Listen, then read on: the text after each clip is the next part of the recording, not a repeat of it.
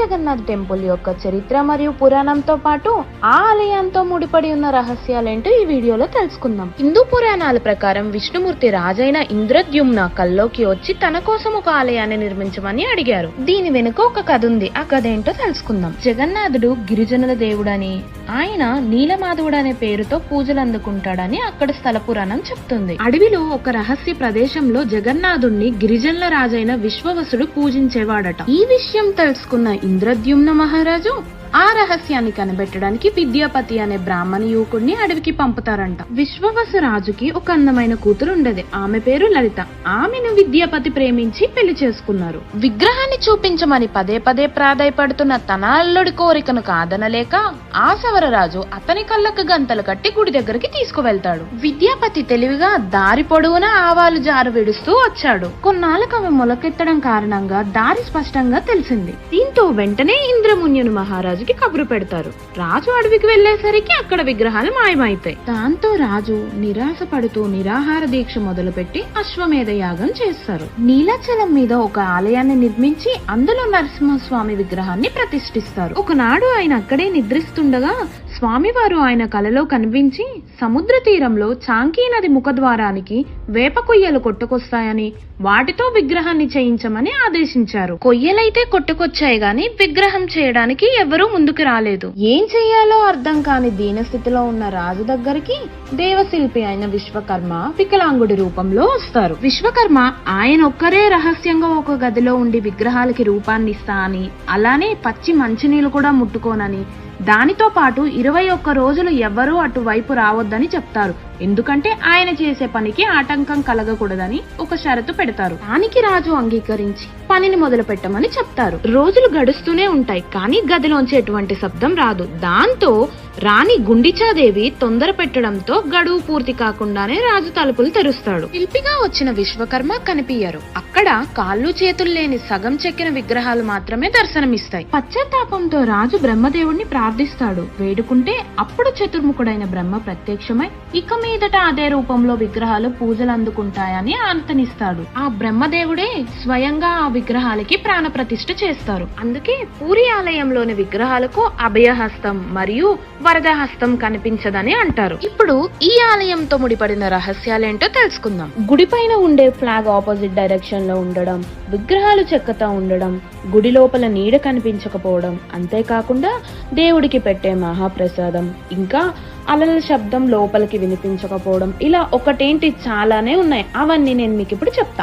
మొదటిగా అలల శబ్దం ఎందుకుండదో తెలుసుకుందాం. మీరు ఆలయంలో ప్రతి చోట సముద్రం శబ్దం వింటారు, కానీ సిగ్నద్వారం గుండా ఎప్పుడైతే ఆలయంలోకి ప్రవేశిస్తారో ఇంకా మీకు శబ్దం వినిపించదు. దానికి గల కారణం ఏంటో తెలుసా? పురాణాల ప్రకారం జగన్నాథ్ స్వామి ఆలయాన్ని రక్షించే బాధ్యత హనుమంతుడికి అప్పచెప్తారు.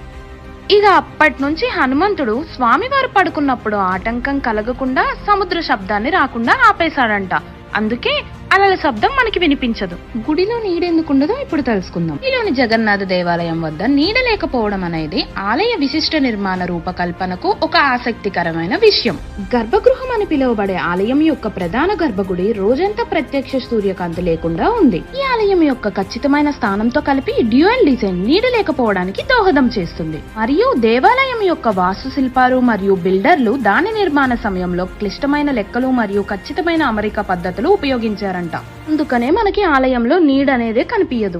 గుడి పైన ఉండే ఫ్లాగ్ ఎందుకు ఆపోజిట్ డైరెక్షన్ లో ఉంటుందో తెలుసుకుందాం. చాలా సమయంలో సముద్రపు గాలి శిఖర వెంట కదులుతున్న కారణంగా ఎడ్డీలుగా ఏర్పడవచ్చు. ఆ ఎడ్డీల కారణంగానే జెండా అనేది రివర్స్ డైరెక్షన్ లో ఎగురుతుందంట. పక్షులు ఎందుకు టెంపుల్ పైనుండి ఎగరవు? దానికి గల కారణం ఏమని చెప్పుకుంటారో తెలుసా?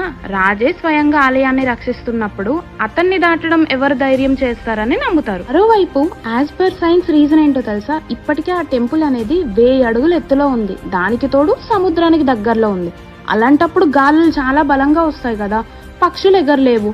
అందుకనే టెంపుల్ పై నుండి పక్షులంటా ఎగరవు. ఇప్పుడు మనం పూరిలో చూస్తున్న టెంపుల్ ని మాత్రం 12వ శతాబ్దంలో అనంతవర్మ చోడగంగదేవ్ ప్రారంభించగా ఆయన మనవుడైన రాజా అనంగ భీమదేవ్ పాలనలో పూర్తయింది. పక్షులే కాదు, విమానాలు కూడా గుడిపై నుండి వెళ్ళవంట. దానికి గల కారణం ఏంటో తెలుసా? ఈ చక్ర అనేది పూరి జగన్నాథ దేవాలయం పైన ఉంచబడిన 8 లోహ చక్రం. ఈ లోహం అనేది వైర్లెస్ కమ్యూనికేషన్స్ ని అడ్డుకుంటుంది. కాబట్టే ఏ విమానాలు కూడా ఎగరడం ప్రమాదకరమని, అందుకే పూరి జగన్నాథ్ ఆలయం పైన విమానాలు ఎగరవని నమ్ముతారు. ప్రతి సంవత్సరం ఇక్కడ రథయాత్ర జరుగుతుంది. దాంట్లో భాగంగానే అనసర సమయంలో ముగ్గురు దేవతలను అంటే జగన్నాథ్ స్వామి, బలభద్రుడు మరియు సుభద్రాదేవిని 14 రోజుల పాటు నిర్బంధంలో ఉంచుతారు. పురాణాల ప్రకారం దేవస్నాన పూర్ణిమ తరువాత ఎక్కువసేపు స్నానం చేయడం వల్ల దేవతలు జ్వరంతో బాధపడతారని అంటారు. శ్రీ జగన్నాథ్ స్వామి ఆలయంలో నబకలేబర అని ఒక సాంప్రదాయం ఉంది. అది 12 సంవత్సరాలకు ఒకసారి చేస్తారు. దాని ప్రత్యేక లక్షణం ఏంటో తెలుసా?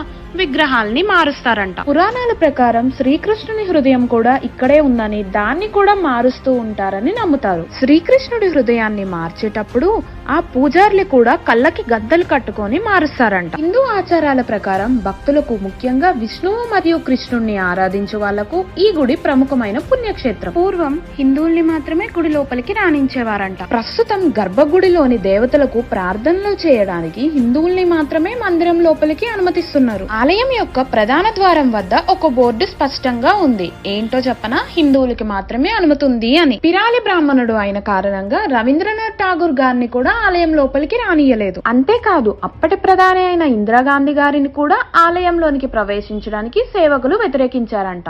దానికి గల కారణం ఆమె వేరే మతస్థుడిని పెళ్లి చేసుకోవడం. ఈ ఆలయానికి దాదాపు 2000 నుండి 2 లక్షల మంది రోజు వస్తే వాళ్ళకి వండిన భోజనంలో ఒక్క ముద్ద కూడా వేస్ట్ అవ్వదంట. ఇది భారతదేశంలోనే అతి పెద్ద వంటశాల మరియు ఇక్కడ వండిన వంటల్ని శ్రీ మందిరారాణి అయిన మహాలక్ష్మీదేవి పర్యవేక్షిస్తుంటారని అంటారు. చిత్రం ఏంటంటే వాళ్ళు వండిన వంటల్లో ఏమైనా తేడా అయితే వంటశాల దగ్గర కుక్క నీడ కనిపిస్తుందంట. ఇక్కడ వంటల్ని మట్టి పాత్రలో చేస్తారు. అంతేకాకుండా వంటకి కావాల్సిన నీటిని గంగా మరియు యమున అనే బావి నుండే తీసుకొస్తారంట. మామూలుగా అయితే తీర ప్రాంతాల్లో పగటిపూట సముద్రం నుండి భూమి వైపుకు గాలి వీస్తుంది మరియు రాత్రి సమయాల్లో భూమి నుండి సముద్రం వైపుకు వీస్తుంది. ఇది మనందరికీ తెలుసు కదా. కానీ పూరి జగన్నాథ దేవాలయం దగ్గర మాత్రం దానికి విరుద్ధంగా జరుగుతుందంట. శ్రీ జగన్నాథుడికి ఇష్టమైన ఆహారం ఏంటో తెలుసా? పోడపీత. పేరు కొత్తగా ఉండొచ్చు, కానీ ఇదంటే స్వామివారికి చాలా ఇష్టమంట.